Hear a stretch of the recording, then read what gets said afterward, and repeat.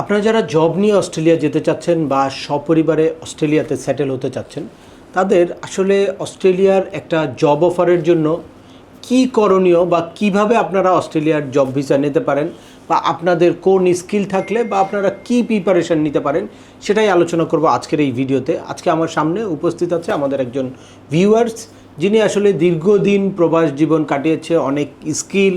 তো উনি অস্ট্রেলিয়ার জব ভিসা নিয়ে অস্ট্রেলিয়াতে যেতে চাচ্ছে, সে কীভাবে চেষ্টা করতে পারে বা চেষ্টা করতে গিয়ে কি ধরনের প্রতারণার ফাঁদ তার সামনে এসেছে সেটা তার মুখ থেকে শুনবো।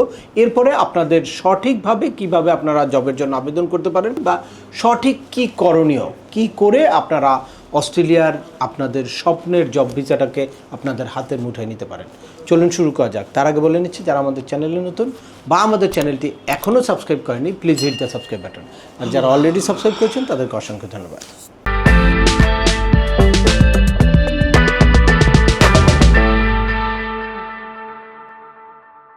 Welcome back. আপনাদের সাথে আছি আমি সেম আমিনুল বাহার। আমাদের এই চ্যানেলে ইউএসএ, কানাডা, অস্ট্রেলিয়া, ইউকে সহ ইউরোপের বিভিন্ন দেশের ভিজিট, পড়াশোনা, ওয়ার্ক পারমিট এবং মাইগ্রেশন সংক্রান্ত বেশ কিছু আপডেটেড ইনফরমেশান আছে। আপনারা যারা যেই টপিক্সে ইন্টারেস্টেড দয়া করে ওই রিলেটেড সকল ভিডিওগুলো দেখবেন। এরপর ছোটোখাটো প্রশ্ন থাকলে ভিডিওর নিচে কমেন্টস করবেন। আর তারপরেও একান্ত কোনো ব্যক্তিগত পরামর্শ বা আমাদের কোনো সার্ভিস নিতে চাইলে ডিসক্রিপশানে থাকা হোয়াটসঅ্যাপ নম্বরে অ্যাপয়েন্টমেন্ট বুক করে সরাসরি যোগাযোগ করতে পারেন। অ্যাট দ্য সেম টাইম আমাদেরকে ইমেল করতে পারেন এবং আমাদের ইউটিউব, ফেসবুক ও ওয়েবসাইটগুলো ফলো করে সবসময় আমাদের সাথে যুক্ত থাকতে পারেন। এনিওয়ে চলে আসে আজকের মূল আলোচনায়। আসসালামু আলাইকুম, আমার নাম আব্দুল্লাহ হারুন। আমি দীর্ঘদিন কুয়েতে সেফটিতে কাজ করছি, safety first এডার, safety supervisor, plus আমি হেভি ড্রাইভার, আমার হেভি লাইসেন্স। আচ্ছা, অস্ট্রেলিয়া যাওয়ার জন্য একটু করছিলাম, চিন্তা ভাবনা করতেছিলাম। এখন সঠিক গাইডলাইন পাইতেছি না, যেগুলো পাইতেছি আমি দেখতেছি অনেকগুলো প্যাক। এই জন্য আপনার কাছে আসছি যে কিভাবে আমি আগাইতে পারি। সামুদ্রিকের সাথে আমি কমিউনিকেশন করছিলাম, কিন্তু আমি এক পর্যায়ে দেখছি যে আমার মনোভূত হইতেছে না, এগুলো একটু ফ্যাক মনে হইতেছে। আচ্ছা, আপনার কথাবার্তা শুনে আপনার অনেকগুলো ভিডিও আমি দেখছি, দেখার পরে আমার কাছে কেমন জানি মনে হয়েছে যে আপনার কাছে আসলে আমি অন্তত ভিসা হোক না হোক সঠিক গাইডলাইনটা পাবো। এই জন্য আমি নোয়াখালী থেকে আপনার কাছে আসছি। সত্যি কথা যেটা, এটা অনেক বৃষ্টির মধ্যে আমি তো সকালবেলা আজকে মনে করছি আসতে পারবো না, এত ওয়েদার এত খারাপ ছিল। তারপরেও আমি চিন্তা করলাম যে না, একটু যাই, একটা মাইক্রো নিয়ে চলে আসলাম সরাসরি আপনার অফিসে, আপনার সাথে একটু আলাপ করব এই ব্যাপারে সঠিক গাইডলাইনের জন্য। আচ্ছা, ধন্যবাদ। অনেকেই আসলে মিসগাইড হয়। দেখা যায় যে আমার বিভিন্ন ভিডিও থাকে, আমি আসলে সচেতনতামূলক এই ভিডিওগুলা বা এই তথ্যগুলা শেয়ার করি, যাতে বিভিন্ন প্রতারক চক্র বিভিন্ন বেশে সোশ্যাল মিডিয়াতে নিজেকে উপস্থাপন করে।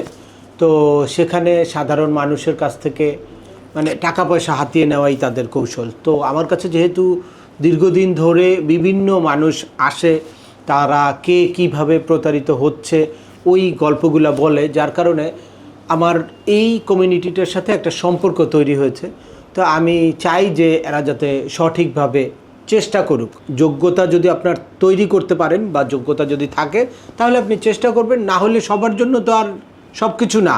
আপনি একটা অসম্ভব সোনার হরিণের পিছনে ঘুরে আপনার নিশ্চিত ভবিষ্যৎটা, আপনার ছেলেমেয়ের ভবিষ্যৎটা আপনি নষ্ট করবেন, এটা তো করা উচিত না কারো জন্যই।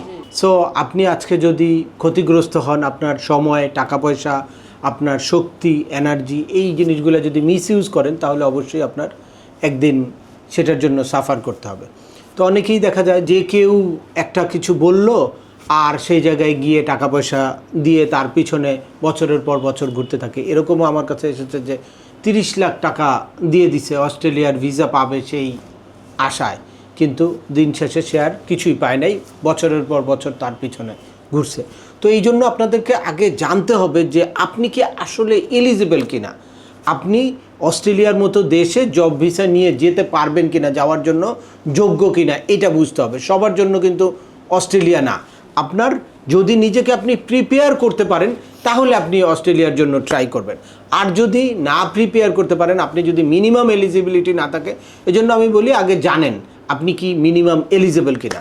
লাইক আপনি এই যে আপনার প্রোফাইলটা আমি দেখেছি, আপনার লাস্ট 20 ইয়ার্সের এক্সপেরিয়েন্স আছে। তো এই ধরনের এক্সপেরিয়েন্স পার্সনরা অস্ট্রেলিয়ায় জব ভিসার জন্য ট্রাই করতে পারে। তবে এইটা কিছুতেই নিশ্চিত করে বলার সুযোগ নাই যে আপনার এক্সপেরিয়েন্স আছে বিধায়ী আপনি যেতে পারবেন, বা আপনার চেয়েও আরও অনেক এক্সপেরিয়েন্স বা আরও অনেক ওয়েল এডুকেটেড পার্সনও কিন্তু নিশ্চিতভাবে বলার সুযোগ নাই যে সে অবশ্যই অস্ট্রেলিয়ার মতো দেশে যেতে পারবে। তার কি করতে হবে, একটা মানে সঠিক ওয়েতে ট্রাই করতে পারে, চেষ্টা করতে পারে। কারণ অস্ট্রেলিয়ার মতো দেশে সারা ওয়ার্ল্ডের মানুষ, লাইক এটা শুধুমাত্র বাংলাদেশি না, ইন্ডিয়া, নেপাল, শ্রীলঙ্কা, এইদিকে মালয়েশিয়া, সিঙ্গাপুর, থাইল্যান্ড এইসব দেশের হতে পারে। তারপর ওই সাউথ আফ্রিকা বা আফ্রিকার অনেকগুলো কান্ট্রি আছে, ল্যাটিন আমেরিকার অনেকগুলো কান্ট্রি আছে, ইউরোপিয়ান অনেকগুলো কান্ট্রি আছে, তারাও কিন্তু অস্ট্রেলিয়ার মতো দেশে জব নিয়ে যেতে চায়। সারা ওয়ার্ল্ডের মধ্যে মানে খুব হাই স্যালারির 2-3টা দেশের মধ্যে বিবেচনা করলে অস্ট্রেলিয়া তার মধ্যে থাকবে। কোনো মানে রেশিওতে দেখা যায় যে সারা ওয়ার্ল্ডের মধ্যে সবচেয়ে হাই স্যালারি অস্ট্রেলিয়ায়, এরকমও বা 1 নাম্বার 2 নাম্বার এরকম জায়গায় হবে।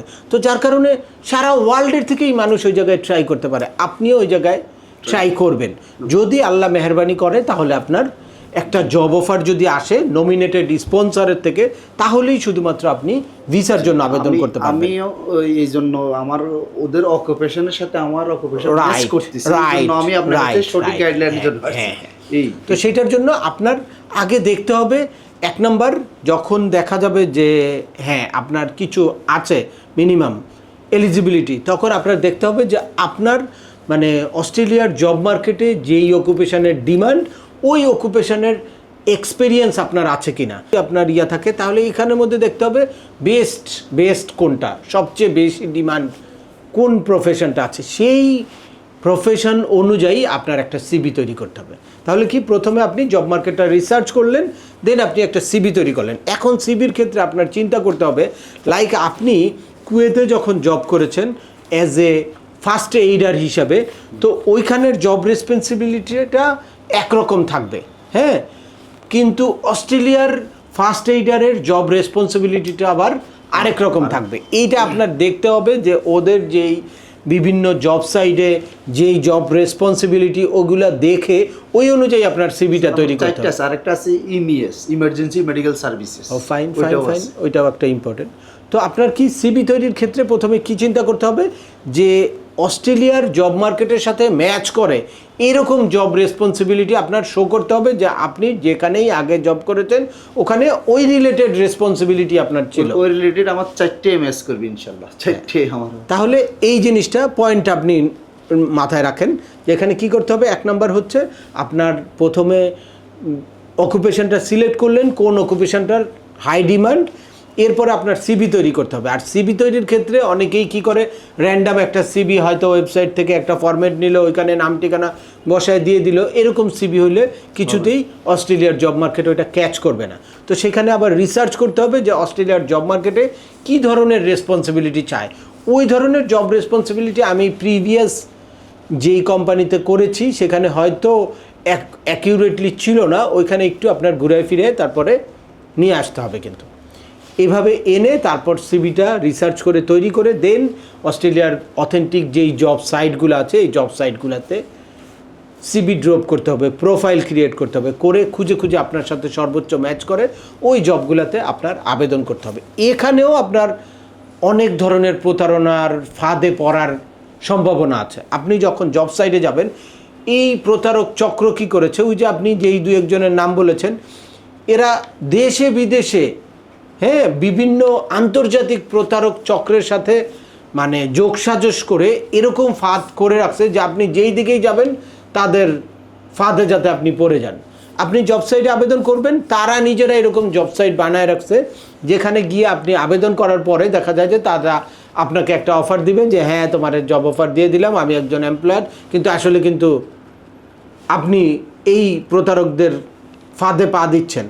তারা কিছু যে হ্যাঁ তোমার ইয়ার জন্য এটা অ্যাসেসমেন্ট করবে, আমাদের হায়ার অথরিটি, এই জন্য আমাদের অফিসিয়াল একটা চার্জ আছে বলে হয়তো $200, $300, $400 নিবে।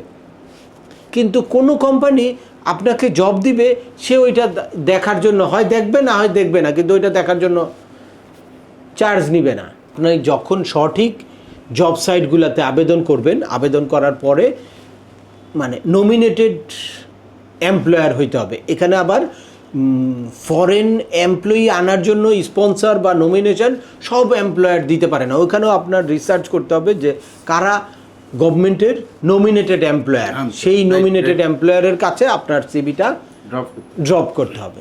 দেন এইভাবে এবং ধৈর্য নিয়ে, হুট করে আপনি আজকে ড্রপ করলে কালকে পেয়ে যাবেন এরকম না।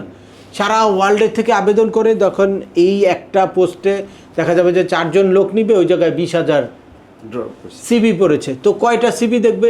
100, 200, 300, 500 সিভি দেখতে পারে, অনেকের আপনার সিভি দেখবেই না। তো এই জন্য আপনার ধৈর্য ধরে কন্টিনিউয়াস লেগে থাকতে হবে। আমরা আইডিয়াল একটা প্র্যাকটিস করি হচ্ছে 10টা জব সাইটে জবের জন্য প্রোফাইল ক্রিয়েট করি, বেস্ট 10টা অস্ট্রেলিয়ার বেস্ট 10টা জব সাইটে প্রোফাইল ক্রিয়েট করে তারপর সেইগুলোতে খুঁজে বেস্ট এমপ্লয়ার যারা আছে আপনার সাথে ম্যাচ করে এগুলোতে জবের জন্য আবেদন করি। এটা আপনার কমসে কম 1 বছর লেগে থাকার একটা মানসিকতা থাকতে হবে, ধৈর্য ধরে। আর আপনার এক্সিস্টিং যেই কাজটা করছেন ওই কাজটা আপনার চালিয়ে যেতে হবে। এরকম না যে আপনি সব কিছু বন্ধ করে তারপর এটার জন্য পড়ে থাকবেন। এটা কারো ভাগ্য ভালো থাকলে 6 মাসে জব অফার আসতে পারে, কারো 1 বছর লাগতে পারে, কারো 2 বছর লাগতে পারে, কারো নাও আসতে পারে। তো যার কারণে আপনি সব কিছু বন্ধ করে এটার পিছনে লেগে থাকার কোনো সুযোগ নাই। লেগে থাকলে আপনি হয়তো হতাশ হতে পারেন। সেই জন্য আপনার সব কিছু চলমান রেখে তারপর আপনি এই কাজটা চালিয়ে যাবেন। যখনই কোনো এই সিভি ড্রপ করার পরে অনেক সময় কী করে, তারা কোনো ডকুমেন্ট চাইবে, আপনার কোনো এই যে এক্সপেরিয়েন্স আছে এই সকল ডকুমেন্ট চাইতে পারে। কোনো সময় ওরা একটা কোশ্চেনিয়ার পাঠায় মেইলেই, লাইক ধরেন আপনাকে ওই ফার্স্ট এইডার হিসেবে নিবে, ফার্স্ট এইডার রিলেটেড 10টা কোশ্চেন আপনাকে পাঠাইলো যে এই কোশ্চেনগুলোর আনসার লিখে আমাদেরকে দাও, এই একটা হতে পারে। আবার হতে পারে আপনাকে ইন্টারভিউর জন্য কল করবে। তো এইগুলা করার পরে দেন আপনাকে কিন্তু একটা জব অফার দিবে। হুট করে কথা বললে আপনি টাকা পয়সা দিবেন আর কেউ কন্ট্যাক্ট করে আপনাকে জব অফার দিয়ে দিবে, এরকম কোনো সুযোগ নেই অস্ট্রেলিয়ার মতো দেশে। এরকম যদি কেউ বলে থাকে আপনি বুঝবেন যে সে সম্পূর্ণ প্রতারক, যেই হোক। ইভেন আমিও যদি এই কথা বলি তাহলেও আপনি বিশ্বাস করবেন না। আমার নামে বিভিন্ন ফেক পেজ থাকে, বিভিন্ন আমার ছবি দিয়ে হোয়াটসঅ্যাপ করে ইমো করে তারপর আপনাকে এই অফার দিতে পারে, সেটাও আপনি কিছুতেই বিশ্বাস করবেন না। হ্যাঁ, আপনাকে কি করতে পারে, একজন এক্সপার্ট আপনার সিভিটা তৈরি করে দিতে পারে, আপনার জবের জন্য আবেদন করে দিতে পারে। হ্যাঁ, আপনার একটা ইন্টারভিউর প্রিপারেশন দিতে পারে। আপনার একটা ইন্টারভিউর কল আসছে, আমরা করি যে ইন্টারভিউর কল আসার পরে তার প্রোফাইল দেখে আপনাকে কী ধরনের প্রশ্ন করতে পারে, কিভাবে আনসার করবেন, এটার একটা জন্য আপনাকে প্রিপেয়ার করে দিতে পারে। বাট আপনাকে জব অফার এনে দেওয়ার কোনো রকম কোনো শক্তি নাই। ওকে, এরপরে যখন আপনার জব অফার চলে আসলো, এরপর আপনি ভিসার জন্য আবেদন করবেন। আর এই রিয়েল জব অফার আপনার যদি হাতে থাকে তাহলে ভিসা অনেকটাই নিশ্চিত বলতে পারেন। সেক্ষেত্রে ভিসা মিস হওয়ার কোনো রকম কোনো সুযোগ নেই, যদি জাস্ট আপনি একটু কেয়ারফুলি ভিসার জন্য আবেদন করেন এবং তাদের রিকোয়ারমেন্টটা ফুলফিল করেন। তাহলে আপনারা যারাই অস্ট্রেলিয়ার, কানাডার বা ফার্স্ট ওয়ার্ল্ডের কোনো কান্ট্রিতে জবের জন্য আবেদন করতে চান, অবশ্যই নিজেদেরকে আগে প্রিপেয়ার করবেন। যদি আপনার এই ধরনের স্কিল না থাকে তাহলে ওইখানে ডিমান্ড অনুযায়ী একটা স্কিল আপনি নিজে তৈরি করে প্র্যাকটিক্যাল এক্সপেরিয়েন্স নেন, দেন ইংলিশ ল্যাঙ্গুয়েজের উপরে স্কিল তৈরি করেন, এরপর আপনারা ওইসব দেশের জন্য ট্রাই করেন। তো আজকের ভিডিওটি আর দীর্ঘায়িত করছি না। আশা করি এই ভিডিও থেকে আপনারা অস্ট্রেলিয়ার জব ভিসার জন্য কিভাবে আবেদন করবেন, কি যোগ্যতা থাকলে আপনারা আবেদন করতে পারেন, বা কি ধরনের প্রতারণা হতে পারে আপনাদের এই জব ভিসার জন্য চেষ্টা করার পরে, সে ব্যাপারে ক্লিয়ার একটা ধারণা পেয়েছেন। তারপরেও আপনাদের যদি এই সংক্রান্ত কোনো রকম কোনো প্রশ্ন থাকে অবশ্যই আমাকে কমেন্টস করে জানাবেন। আর ভিডিওটি ভালো লাগলে বা তথ্যবহুল মনে হলে লাইক দিয়ে আপনার বন্ধুদের মাঝে শেয়ার করে দিবেন, যাদের এই ইনফরমেশনগুলো অত্যন্ত প্রয়োজন। আবার দেখা হবে নতুন কোনো গুরুত্বপূর্ণ টপিকস নিয়ে।